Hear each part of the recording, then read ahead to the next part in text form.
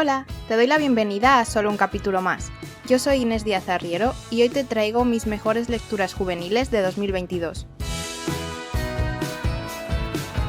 La primera novela de la que quiero hablarte es La liebre mecánica de Leticia Costas, publicada por Anaya. Fue el premio Lazarillo de creación literaria del año pasado. En La liebre mecánica conocemos a Nana y Cuervo, que son dos adolescentes que no están pasando su mejor momento. Cuervo está muy raro desde hace tiempo, desaparece sin avisar a nadie de a dónde va, está apático e incluso parece que ha perdido el interés en su novia. Nana obviamente está preocupada porque ese Cuervo ya no es el que ella conocía y del que estaba tan enamorada. Poco a poco las cosas empiezan a ponerse de hecho cada vez más feas y con la excusa de conseguir dinero para ayudar a un colega, Cuervo empieza a apostar de manera más frecuente. Hasta entonces se había entretenido, entre comillas, apostando en las carreras de galgos por diversión, pero bueno, la cosa se le empieza a ir de las manos, empieza a faltar a clase y se empieza a meter en un mundo muy turbio y a relacionarse con gente muy chunga. Sus amigos no saben lo que está pasando, pero saben que está pasando algo y entre todos intentarán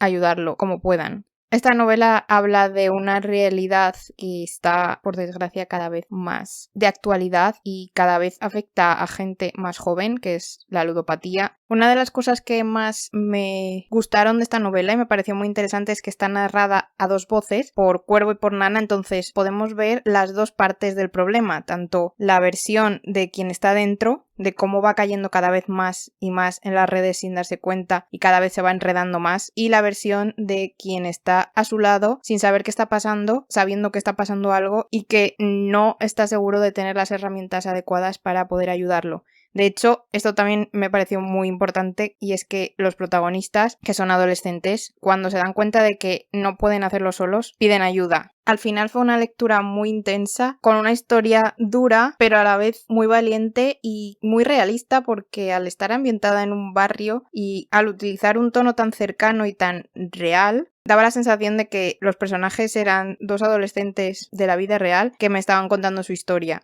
La segunda novela de la que quería hablar es Encelado, que es el primer tomo de la trilogía 12 soles, publicado por EDB y escrito por Amaya García y Alberto Mínguez. No soy yo muy aficionada a la ciencia ficción, no es el género que más leo, con lo cual cuando empecé esta novela pues iba con pocas expectativas y fue leer el prólogo o el primer, no me acuerdo si era prólogo o primer capítulo, pero el caso es que ya fue como que me atrapó totalmente. Ya está, no hizo falta más que un par de páginas para tenerme metida en el libro sin condición alguna. En este primer capítulo estamos dentro del transbordador en el que 12 niños se quedan encerrados y inician un viaje espacial que no estaba previsto hacia Encelado. Este primer capítulo además está narrado en forma de cuenta atrás porque se está preparando el lanzamiento del transbordador, con lo cual es muy intenso, muy emocionante y es que sientes que estás allí dentro. A partir de ese momento, 12 niños de distintas partes del mundo, muy diferentes entre sí, inician un viaje espacial hacia Encélado, que es una de las lunas de Saturno, y este viaje obviamente les cambiará la vida. El libro está como dividido en dos partes, la primera de ellas es la más extensa y fue mi favorita porque era un poco aprender a ser astronauta junto a los protagonistas. Durante estas primeras páginas, mientras están viajando en piloto automático,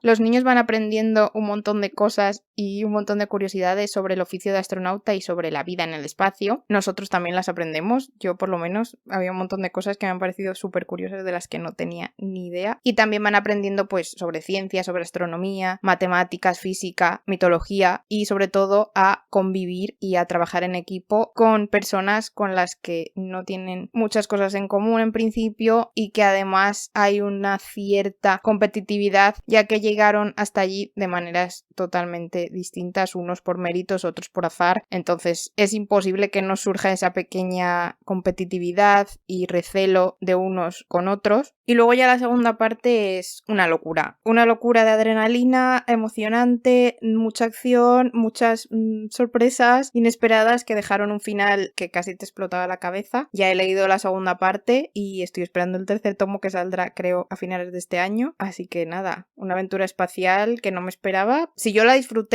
para alguien que quiera ser astronauta o que de pequeño quisiera ser astronauta, debe de ser lo más. Este año por fin leí El cofre de nadie de Chiqui Fabregat, publicado por SM. Fue el premio Gran Angular de 2021, no lo había leído hasta entonces. Y después de no haberlo leído durante tanto tiempo, pues lo leí 2 veces en 2 semanas o 3. Es un libro muy cortito, pero precioso y lleno de sentimientos. En él conocemos a Nadia, que es una chica que es feliz con poco, le gusta su vida, que es perfectamente ordenada y predecible. Le gusta mucho desayunar los sábados con su padre, le gusta hablar con su mejor amigo y las visitas a sus abuelos durante las vacaciones. Lo tiene todo perfectamente controlado, tiene su burbujita hecha y ahí es feliz y vive tranquila. De hecho, todo siempre ha sido así desde que su padre la adoptó mientras trabajaba en Kenia como médico. Ella no recuerda nada de eso, era un bebé y lo único que conserva es un viejo cofre con 3 objetos en su interior, un muñeco de palos, un trocito de tela y un burruñito de lana sin hilar. Ese es su cofre de vida y se supone que eso le dice quién es. Sin embargo, un buen día esa burbuja en la que ella vivía tan cómoda se rompe y a partir de una serie de preguntas sobre su cofre que le hace un desconocido, todo lo que ella consideraba que era su pasado y su presente empieza a resquebrajarse, empieza que no cuadra, que todos son dudas, todos son miedos, de repente no saben quién confiar, no sabe si le han mentido y se pone a investigar sobre la verdad de su cofre y la verdad sobre su vida. Esta es una novela de personajes no solo por Nadia, sino por el resto del elenco que la acompañan. Todos ellos muestran un abanico de diversidad, tanto social como cultural como sexual. Toda la diversidad que quieras está aquí plasmada, como la vida misma, básicamente. Y a lo largo de las páginas conocemos los sentimientos, los pensamientos, las dudas, los miedos de todos ellos, cómo se pueden mostrar diferentes en función de con quién estén, cómo a veces lo que creías que era ya no es y entonces dejas de confiar o empiezas a confiar en quien creías que no podrías confiar nunca. Vamos, es que son muy, muy creíbles también los personajes, aparte de la diversidad. Los personajes como tal son muy humanos. Y nada, pues eso, que fue una lectura súper bonita, muy emotiva, llena de sentimientos y preciosa. Una novela que jamás yo pensé que fuera a estar en mi lista de mejores lecturas y que de hecho ni siquiera creo que la hubiera leído si no fuera del autor que es, porque no es una trama que me llame mucho la atención, es Cris 5 ceros de Jorge Gómez Soto, publicado por EDB. Y como digo, la trama en sí misma no me hubiera llamado la atención porque básicamente es youtuber, saca libro que no ha escrito y hace toda la promoción a lo largo de un fin de semana. No es algo que me llame mucho la atención, pero bueno, como venía firmado por Jorge Gómez Soto, le di una oportunidad y me flipó. Me voló la cabeza, vamos. La trama es bastante sencilla, es lo que digo. Cris va a publicar un libro que no ha escrito, entonces viaja a Madrid para hacer toda la promoción, grabar vídeos, visitar la editorial, hacer una presentación, hacer fotos, etc. Ese fin de semana va a conocer a Afar, que es el escritor fantasma que ha escrito el famoso libro, y enseguida sienten una conexión especial que hace que todo este proceso tan loco de promocionar el libro sea mucho más cómodo y mucho más agradable. La estructura del libro en sí ya me pareció muy original porque estaba dividido como en eventos de Google Calendar para ir siguiendo a Cris dónde estaba y qué estaba haciendo en cada momento, que básicamente es correr de un lado para otro de Madrid sin parar, porque Cris es así, va a toda velocidad todo el rato. El libro en sí va a toda velocidad también todo el rato y está escrito de una manera que es que aluciné cuando... A ver, yo ya sospechaba, en un momento dado empecé a sospechar que me estaba engañando Jorge Gómez Soto, como siempre hace con sus novelas. Siendo yo la reina de autoespoilearme a mí misma los libros y las pelis, él hasta ahora está en mi top número 1 de autores que consiguen engañarme. Entonces, yo ya empecé a sospechar que otra vez me estaba intentando engañar. Al final corroboré que yo tenía razón, pero aún así me voló la cabeza de la maestría con la que el autor manejó el lenguaje y la narración. Una locura, una locura.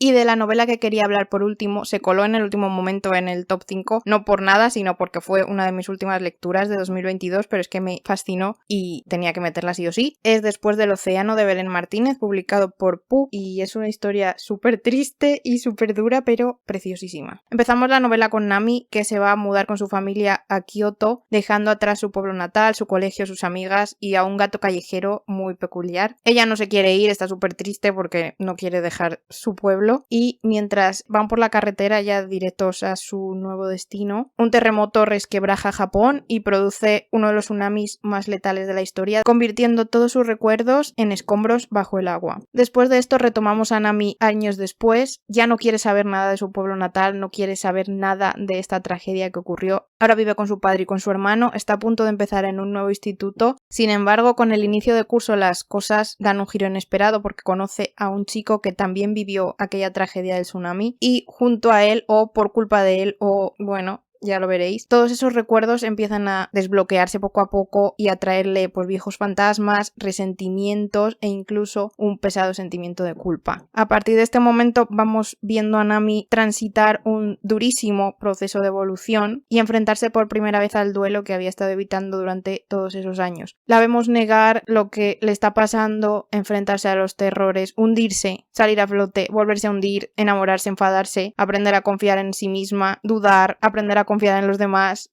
un camino lleno de subidas y bajadas y repleto de sentimientos y de pensamientos de todo tipo, hasta que descubre que los pequeños gestos, esos que son a simple vista súper diminutos que parece que no van a servir para nada, a veces tienen muchísima importancia y pueden resultar cruciales. Como digo, es una historia durísima, pero es preciosa. Los personajes que acompañan a Nami tienen sus propios contextos, su propia evolución, su propio peso en la historia y la ambientación es maravillosa. Toda la novela está rodeada por esa atmósfera de Japón con los paisajes, la cultura, las creencias, que es que me envolvieron desde la primera página. Y por supuesto el clima y el poder de la naturaleza tienen un peso fundamental en la historia. No solo por el terremoto y el tsunami, sino también por cómo el agua y la lluvia son como una especie de prolongación de la protagonista.